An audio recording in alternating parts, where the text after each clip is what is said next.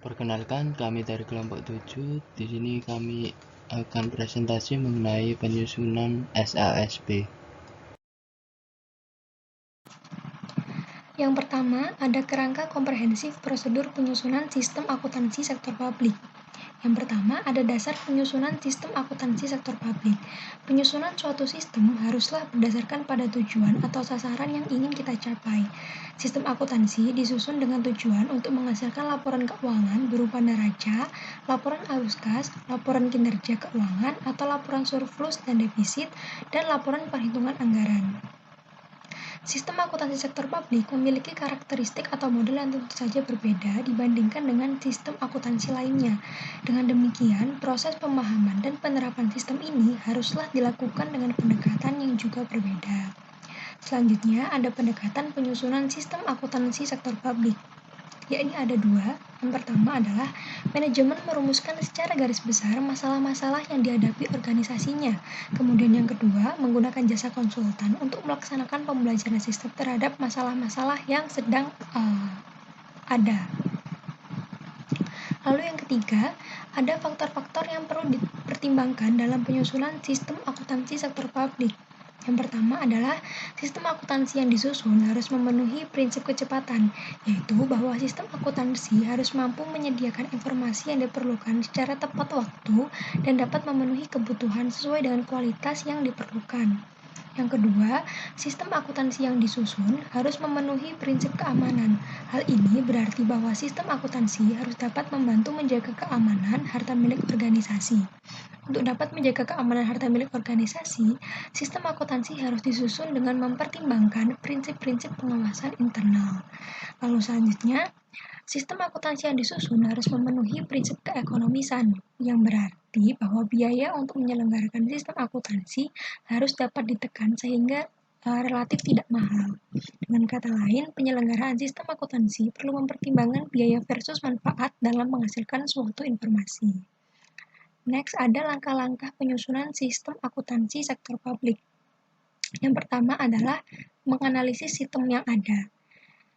Langkah ini dimaksudkan untuk mengetahui keunggulan dan kelemahan sistem yang sedang berlaku.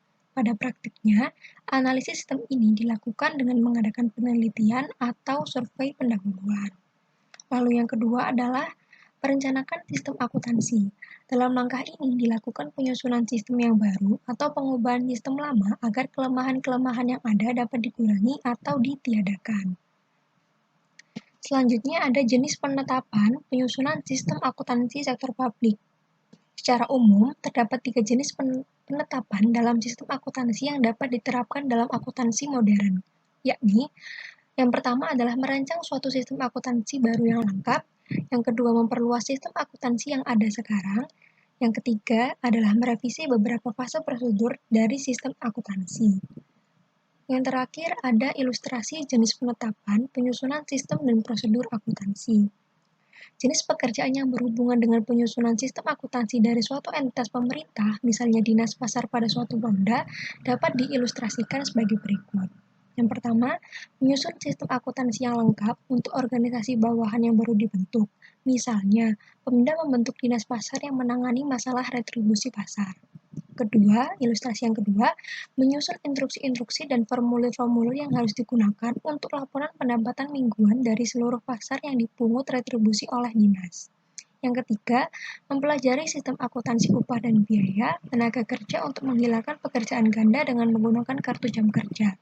Yang ketiga, menyusun laporan yang berisi saran untuk membeli mesin akuntansi guna mengerjakan kartu-kartu upah dari sejumlah orang yang bekerja di kantor dan juga lapangan.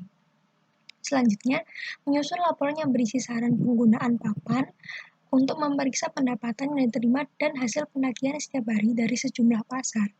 Lalu yang keenam, menyusun suatu formulir dari instruksi tertulis yang akan digunakan untuk melengkapi inventarisasi fisik bulanan dari beberapa supermarket. Dan yang terakhir adalah studi laporan tentang kemungkinan pembelian dan penggunaan alat-alat perlengkapan mekanis untuk mencatat atau mengisarkan beragam aktivitas akuntansi, seperti pembuatan faktur-faktur penjualan, pengendalian piutang, pengendalian kas, pembuatan daftar gaji dan upah, pengendalian persediaan, serta pemindahan pos-pos dan jurnal ke buku besar, dan lain sebagainya. Yang kedua, memahami dan menjelaskan organisasi, klasifikasi, dan kapitalisasi keuangan. Yang pertama, organisasi. Organisasi adalah suatu perkumpulan atau wadah bagi sekelompok orang yang bekerja sama dengan terstruktur untuk mencapai tujuan tertentu. Bisa berupa institusi, asosiasi, atau lembaga yang memiliki tujuan yang sama dan berhubungan dengan lingkungan luar. Lalu yang kedua ada klasifikasi. Klasifikasi merupakan kata serapan dari bahasa Belanda, classificatie, yang sendirinya berasal dari bahasa Prancis classification. Istilah ini merujuk pada sebuah metode untuk menyusun data secara sistematis atau menurut beberapa aturan atau kaidah yang telah ditetapkan. Klasifikasi adalah pengaturan sistematis dalam pembagian atau pengelompokan hal berdasarkan kesamaan sifatnya. Lalu yang ketiga, ada kapitalisasi keuangan. Di dalam keuangan, kapitalisasi ini merupakan penilaian kuantitatif dari struktur model perusahaan. Ketika digunakan dengan cara ini, kadang juga disebut dengan monetisasi atau menghasilkan uang. Salah satu prinsip penting akuntansi adalah prinsip pencocokan. Yang ketiga, bagian-bagian dari organisasi pemerintah dan organisasi kepegawaian. Berikut terdapat bagian struktur organisasi. Yang pertama ada kepala bagian organisasi. Kepala bagian organisasi mempunyai tugas melaksanakan penyusunan pedoman dan petunjuk teknis pembinaan kelembagaan perangkat daerah, analisis sistem tata laksana, analisis jabatan, dan kinerja aparatur daerah. Lalu yang kedua, ada subbagian kelembagaan, yakni mempunyai tugas mengolah dan menganalisa data guna pembinaan dan penataan kelembagaan perangkat daerah dalam lingkungan pemerintahan. Yang ketiga, ada di bagian analisis jabatan, yakni mempunyai tugas menyiapkan dan mengolah data sebagai bahan penyusun pedoman dan petunjuk teknis pelaksanaan analisa jabatan dan juga beban kerja. Lalu yang terakhir, subbagian tata laksana dan peningkatan kinerja mempunyai tugas mengumpulkan bahan penyusunan pedoman dan petunjuk teknis pembinaan ketalaksanaan dan penataan sistem, metode, prosedur kerja, serta penyalahgunaan aparatur negara. Next, yang keempat, organisasi kerja akuntansi dalam organisasi sektor publik. Organisasi sektor publik adalah organisasi yang berhubungan dengan kepentingan umum dan penyediaan barang atau jasa kepada publik yang dibayar melalui pajak atau pendapatan negara lain yang diatur dengan hukum.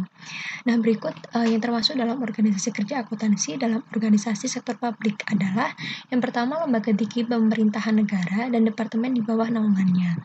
Lalu yang kedua lembaga pemerintah daerah, yang ketiga yayasan, yang keempat partai politik dan juga LSM, yang kelima adalah organisasi non-profit, yang keenam adalah kesehatan, yang ketujuh adalah sekolah, dan yang terakhir adalah perguruan tinggi. Selanjutnya, kita masuk pada organisasi akuntansi kas daerah, yang mana di dalamnya untuk uang daerah sendiri dikuasai oleh bendahara umum daerah, yaitu meliputi rupiah serta valuta asing. Nah, pengelola uang daerah sendiri ini yang pertama ada BUD atau bendahara umum daerah, lalu selanjutnya ada SKP PKD, dan ada bendahara penerimaan serta bendahara pengeluaran.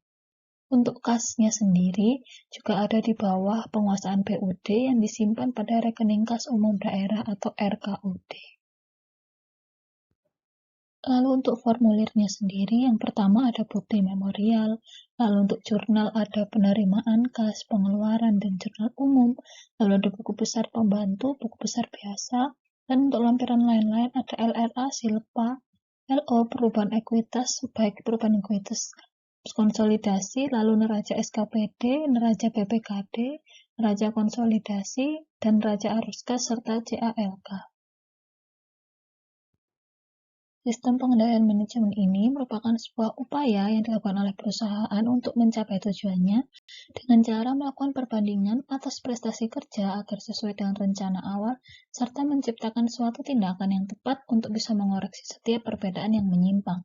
Nah, di dalamnya ada beberapa proses yang perlu dilaksanakan, yakni pertama perencanaan strategis, penyusunan anggaran, pengukuran kerja, serta manajemen kompensasi. Baik, selanjutnya adalah kode rekening. Pemberian kode rekening dalam catatan transaksi keuangan sangat diperlukan.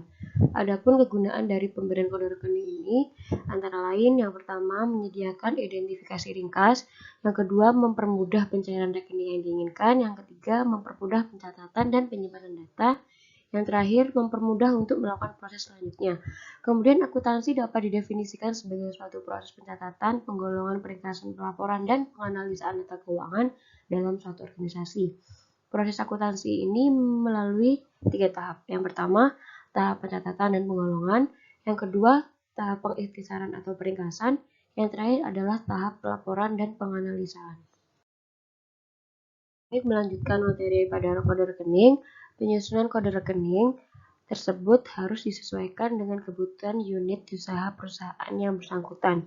Pemberian nomor kode rekening dalam satu perusahaan dapat dilakukan dengan 4 cara, yaitu yang pertama menggunakan sistem desimal, yaitu pemberian kode rekening dengan menggunakan dasar angka 10 digit, yaitu dari angka 0 sampai dengan 9. Aktiva harta kewajiban utang ekuitas modal pendapatan beban klasifikasi kode rekening dengan contoh 121 gedung dan seterusnya. Kemudian ada sistem numerial yang mana pemberian kode rekening dengan menggunakan angka penyusunannya berdasarkan klasifikasi seperti yang telah terpaparkan di slide. Kemudian ada sistem mnemonik yang merupakan pemberian kode rekening dengan menggunakan huruf-huruf tertentu. Yang terakhir ada sistem kombinasi huruf dan angka. Pada sistem ini, setiap rekening atau perkiraan menggunakan kode huruf dan angka atau nomor. Dalam penulisannya, huruf diletakkan di depan sebagai tanda perkiraan, baru diikuti angka yang menunjukkan kode rekening. Contohnya penyusunan kode rekening berdasarkan sistem huruf dan angka. Kemudian ada laporan statistik dan akuntansi. Sumber informasi utama untuk mengkompilasi statistik keuangan pemerintah adalah sistem akuntansi dan pelaporan yang dikembangkan berdasarkan standar akuntansi. Konsep akuntansi dalam standar akuntansi berbasis akrual pada umumnya konsisten dengan konsep yang diterapkan dalam statistik keuangan pemerintah. Namun demikian, terdapat beberapa perbedaan yang tidak dapat dihindari antara statistik keuangan pemerintah dan statistik atau standar akuntansi pemerintahan. Kemudian statistik keuangan pemerintah memiliki kesamaan dengan standar akuntansi pemerintah dalam hal aturan, konsep, dan prosedur akuntansi. Sistem akuntansi berbasis akrual yang komprehensif meningkatkan kualitas sumber data yang dipergunakan dalam statistik keuangan pemerintah. Pemerintah dapat mengembangkan bagan akun standar yang dapat secara efektif menghasilkan data yang diperlukan dalam akuntansi dan statistik keuangan pemerintah. Perbedaan standar akuntansi pemerintah dan statistik keuangan pemerintah terdiri atas perbedaan konseptual dan perbedaan penyajian dan istilah. Selanjutnya ada kertas kerja penyusunan sistem akuntansi yang lengkap. Terdapat beberapa cara atau trik untuk membuat atau menuliskan kertas kerja ini. Trik ini adalah yang paling umum digunakan dalam membuat kertas kerja. Tahap-tahapnya sebagai berikut. Yang pertama, pada bagian alas kertas kerja, tuliskan nama perusahaan, kertas kode periode.